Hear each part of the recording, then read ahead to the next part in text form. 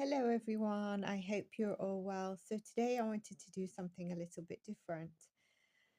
And I wanted to take a step back on the Sebastian Rogers case. And I want us to go back to a kind of like a non positioning position where through what I cover, and it might be part one, it might be two parts, it might be one part, and then there's a members vote if there should be two part that goes out to everyone. And if you've caught my videos, you know what I believe. You know if I believe that Sebastian made it home or he didn't, what happened, and certain clues. Who knows, who doesn't know. So that is all there. I don't know if a couple are now members only, but I think the majority are there. And if you've been with the channel from the beginning, you know what we've discussed. So in this, I want to put all cards on the table, and I want us, even yourselves, to put all cards back on the table. Now, I'm not going to bore you with the interviews that were done, or should I say irritate you, with the interviews that were done from the stepdad, stepmom, mum, or even the father, whichever party may irritate you or doesn't irritate you. But I want you to recall those interviews, and after this, you can go check them as well. So I'm not going to add a clip just because I know many of you have seen it, although I was thinking, should I, so that there's a reference. But I think you'll know what I mean through the points. I've made bullet points of what I want to go through. So Sebastian Rogers was a 15-year-old, correct me if I'm wrong, please, 15-year-old child, 15-year-old teen, who went missing from Tennessee in the US. And I believe it was the 26th of February 2024 that they said he was reported missing. I think I've got the right year right. So he would have been, this year, would he be 17? And it's still a reported missing case. So it's not seen as a crime. It's not seen as anything, but there's no movement on it. Now, we all know that it went a bit berserk with social media and the fighting that happened. We could see the dynamic of the parent, the guardians, which is the mum, the stepdad, and the father. It got a bit rough, and I think it also portrayed that maybe behind all this happening, before it happened, that they wasn't really getting along, or in particularly the mum and the dad were not on talking terms. The Sebastian was living with the mum and the stepdad, and there was no other children in the home. However, the stepdad had, I don't know if it's only one other biological child, Faye. So I know all this after I've done so many readings, and obviously please correct me if I'm wrong, because I'm not reading from a script. I'm just going to buy from what I recall from recently looking. And I recently did a video where, you know, I think there was an update interview. I didn't see the mother's update interview, but I saw a couple of minutes of the father's. And I actually posted something on this. And the father basically said, "Son, this is my number. Call me." And I just highly doubted that that was what was happening on the other interview. And I don't know what else Seth said. Now, if you're with me from day one, I've said from day one, Seth has something to say. There's something to disclose with Seth. And things were coming out, right? Things were coming out as I was saying that. And I think if you go back to the videos from day one, you'll see that. You might see in the description box, because I know that when I was doing these things, sometimes with channeling, I like to make sure that I've included everything that I wanted to. I might have been one of the first to channel Sebastian as well. I've never ever listened to that video or any of my videos. So here we've got this teen, and I keep saying child, who also only recently, I believe within the last year, was he diagnosed. Was it just a year? I know that it wasn't as a child that he was diagnosed with autism. And that's quite interesting, because I don't think you get diagnosed in your teen of having it. So it did the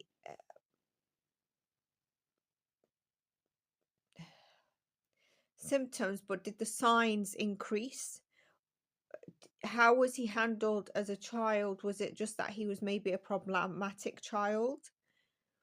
It was said that Sebastian did not like going out with no shoes on. He hated the mud on his feet.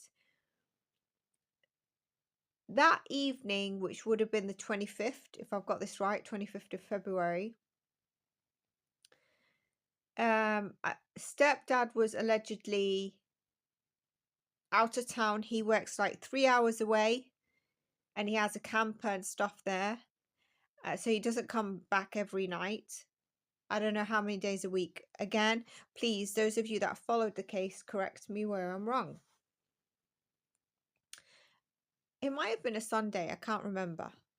And I don't know if during the day they met Faye, the child that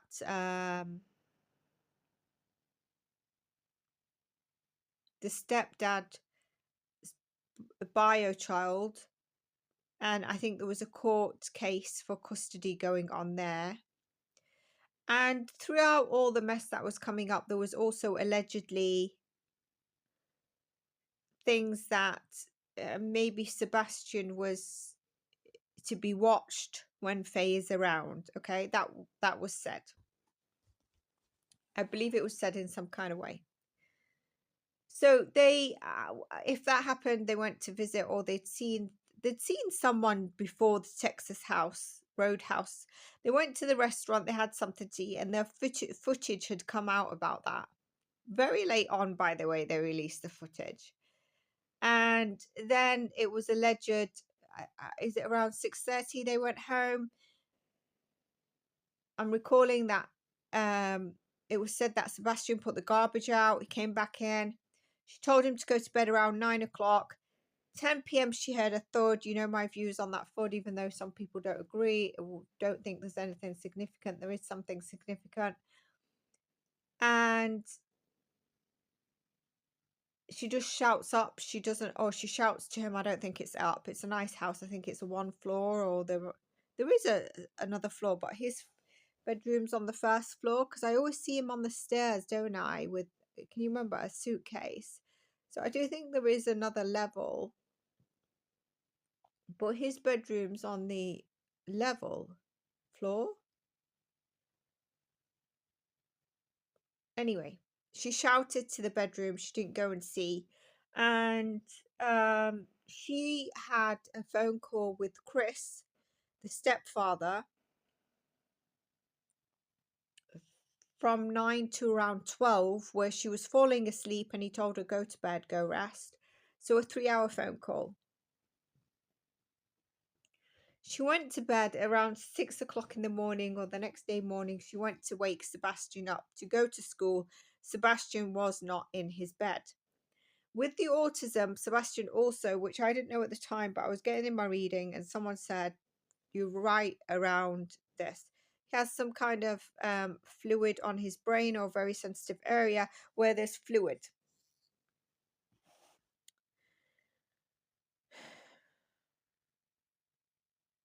So there is a foot, and your son is, autistic. Your son has this sensitive place on his head, and you don't just go to check. But anyway, also from another point of view, stuff like a bang or something can really shake someone up. So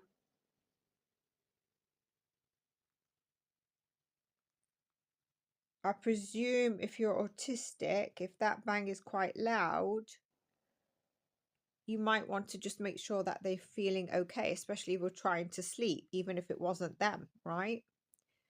Anyway, there are a couple of dynamics to that, or, you know, sort of questions that I pose to you if you agree on those questions.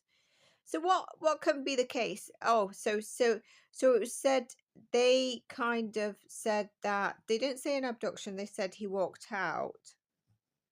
He was no longer there. There was no forced entry, there was nothing like that. He'd walked out.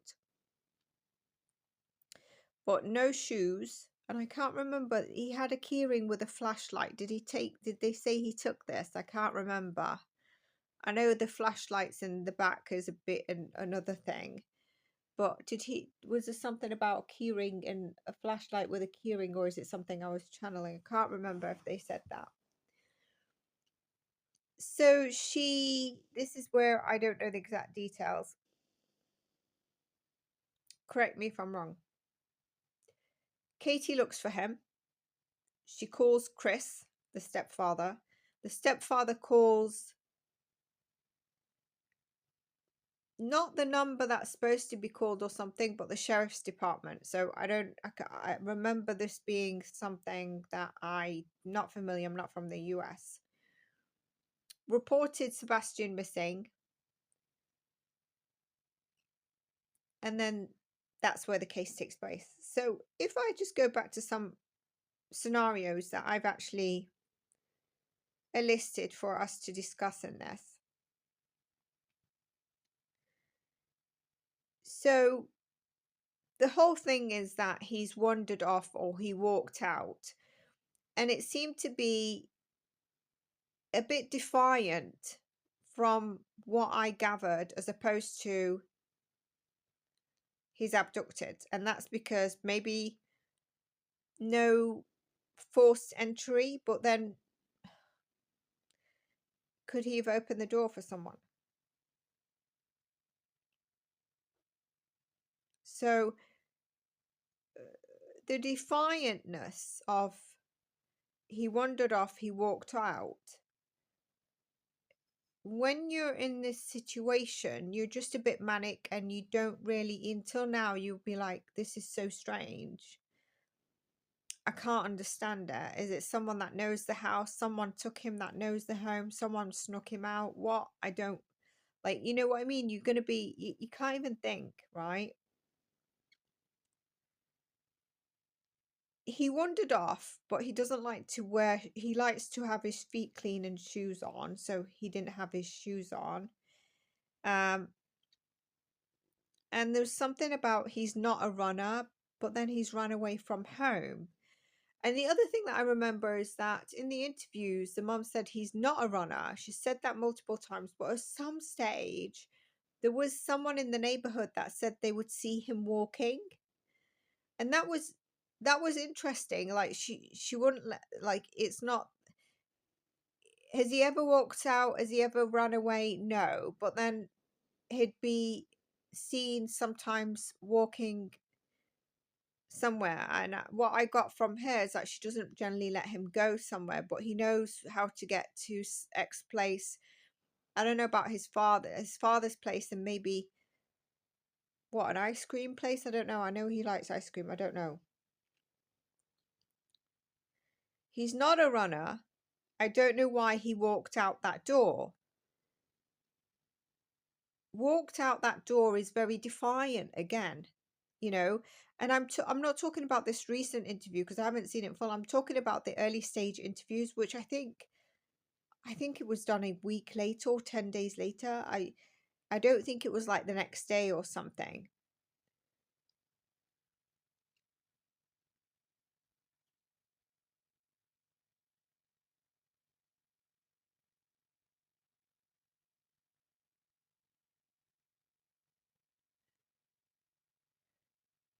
But it was kind of like it's made up that he walked out. So a lot of people still believe he walked out, right? But what scenarios can we have? We can have he walked out at his own accord. There was an abduction or a kidnapping. There was an accident at the home and now it's a cover-up. There was something intentional, okay? And I think I've got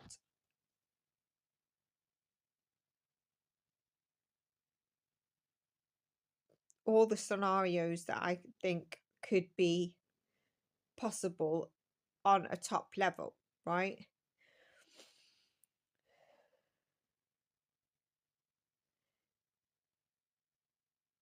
Some of the journalists that interviewed did not say, okay, he's not a runner, but he walked out.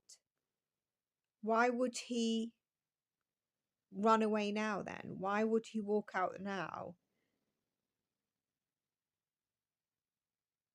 And the mother, during the interviews, everyone's innocent, remember, until proven guilty. I am just giving us a scenario to try and see if you still come to the same conclusion. And I'm not doing it from a psychic perspective, because I know some people prefer psychologists or doctors or FBI, etc., even if they're bullshitting. Journalists, even if they're crap.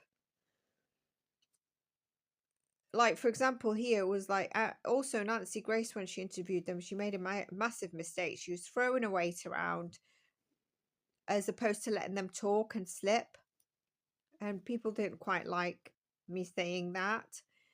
I'm not saying that she doesn't, she's not good in other stuff. I don't really watch her.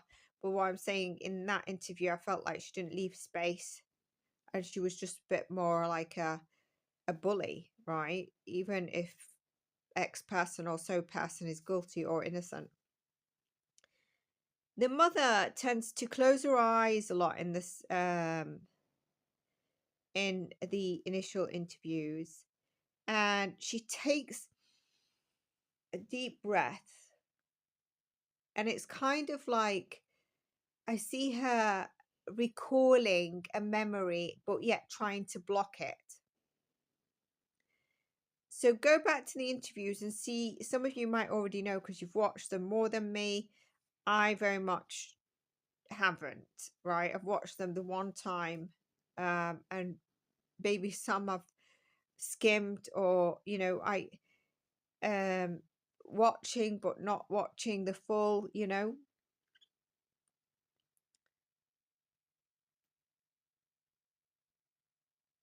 It's also interesting the dynamic that the mother and the stepdad have, and the Seth has. That dynamic between them is very important to understand, because it causes the tension of the environment. And I think it was said that Sebastian was going to go live with Seth around the summertime. And I don't know if this is correct or where I'm getting this from. I'm not sure if Katie was convinced, and Chris and Seth were working on convincing Katie for Sebastian to go to Seth's from summer to live with Seth. And that might be because Faye was moving in. We don't know the full truth. It could be also maybe because he needed his father as growing as a teenager. But also it was being said when they were in this fighting mode on social media that he didn't want to stay with Seth because he didn't want to move school. He didn't want to live with Seth. I think Seth had more rigid boundary kind of stuff. The stepdad does have a CPS case, and apparently he's also belt or raised his hand on Sebastian. I'm just throwing dynamics out there, okay? I'm not saying anything. So what I get from what they say is the mum and the stepdad were very much like Sebastian was not as independent. Whereas when I saw Seth talk, I felt Seth was seeing Sebastian as more independent and not dependent on a parent. So he'd say about them going to the park and Sebastian would, you know, go on the swing, etc. Whereas his mom and the stepfather were more like, the impression I got through the interviews was more like Sebastian needed looking after.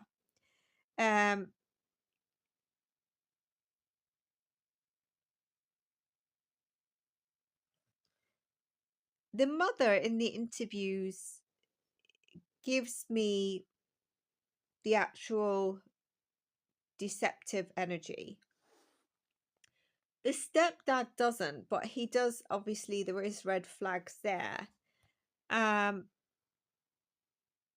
If you watch the interviews and go back and see who you feel is, you know, one could be whatever. If you like someone or doesn't, or you think someone's a jerk, it's very different to sit there, neutralize yourself and see, do you see anywhere where there's a red flag in terms of who knows the story and what went on, and could there be deception? So if you go back to that, that's what I mean.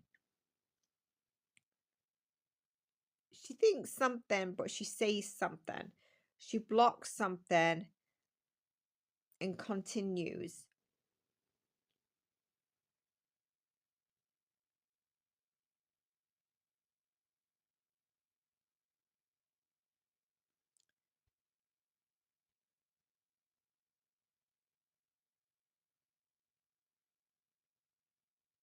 So if he was abducted, it's after 9 p.m. at night, someone's got into the home. And if it's a stranger abduction, why would they abduct him if it's a stranger abduction? It's not likely to be SA. Okay, it's not impossible, but it's not likely to be SA. By the way, it also came out that, which is something that came in my readings, and then Seth said it because something was coming out and Seth kind of brought it up, that Sebastian was SA'd, I can't remember what age, while Katie was the parent looking after them by an older child that was at the house where they were playing or visiting. So I think he had some counselling for that, if I'm not mistaken. And maybe that's why Seth just has been arguing to take him. So it's not someone that's going to be a serial Xer. It's not going to be someone who's going to want to kidnap for SA. If we look at the ratio scale of how likely, I'm saying, wandered out, but he doesn't like dirt on his shoes. There's no noise. She didn't hear any noise. And it's between the 12 and 6 p.m. window. Which also, like, where's their bedroom from his bedroom when she walks out from the salon is another question. Nothing seemed different about the doors, the keys, or anything like that.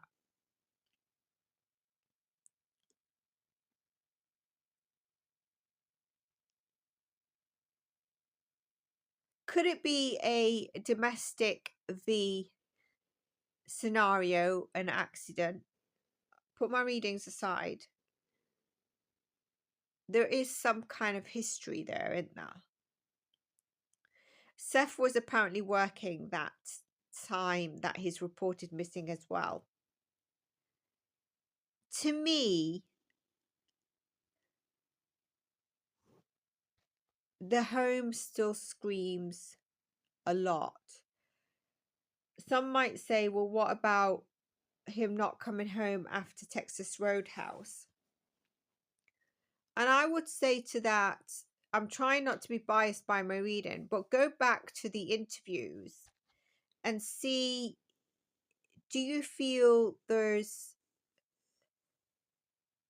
the story afterwards can be 100% a lie that they didn't make it home?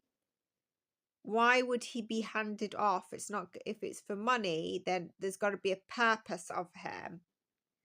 Is he handed off to someone to look after him from the family, then why? To me, the home still screams out at me. Okay. The dynamics to know, was he getting too much?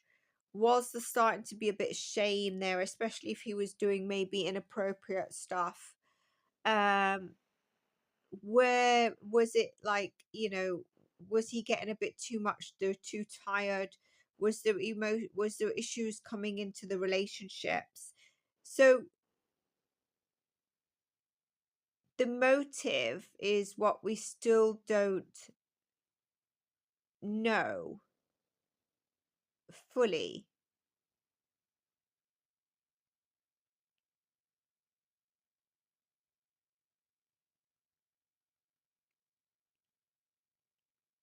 And again, could something have, he's too much, he's not listening, something accidental has happened, had to cover it up.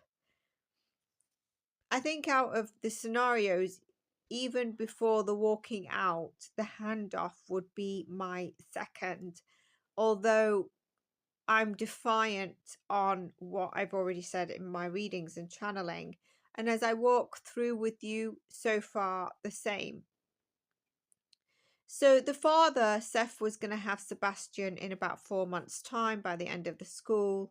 There was mixed that he didn't want to go. He did want to go. And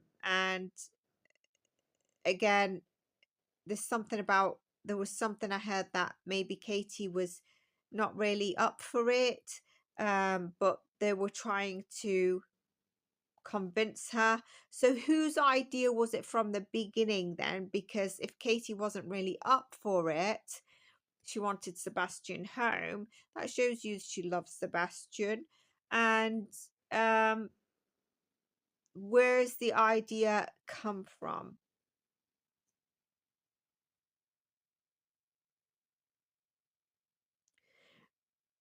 This case can be very dark given the dynamics that we know in terms of ABUSE on CPS side, what's happened to Sebastian on, I don't think Seth is a easygoing parent.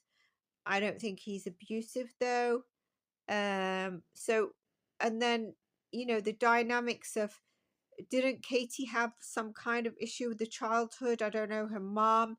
And then there was a lot of questioning about Seth is older than her and the age she had Sebastian. So it could really take quite a dark turn. And then we've got the dynamic of Faye, etc. I don't know if I recall this or it's just coming through that Sebastian had mentioned something to a teacher. And it's likely that I might have heard it, so I'm not claiming anything. So was he going to start speaking more, and not realizing even what he's speaking? Sometimes kids say stuff and they don't even know the weight of it, and it can be understood by us adults as like a massive red flag, when in fact they don't really mean it as a massive red flag.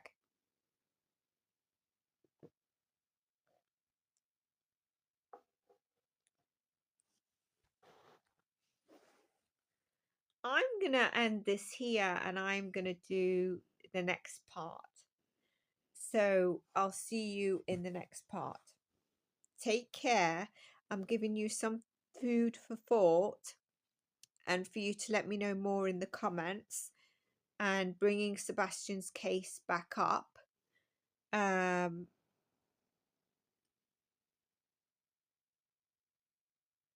a think. Really put everything aside, but so many people are stuck on certain scenarios, and I think the likelihood is very, very slim.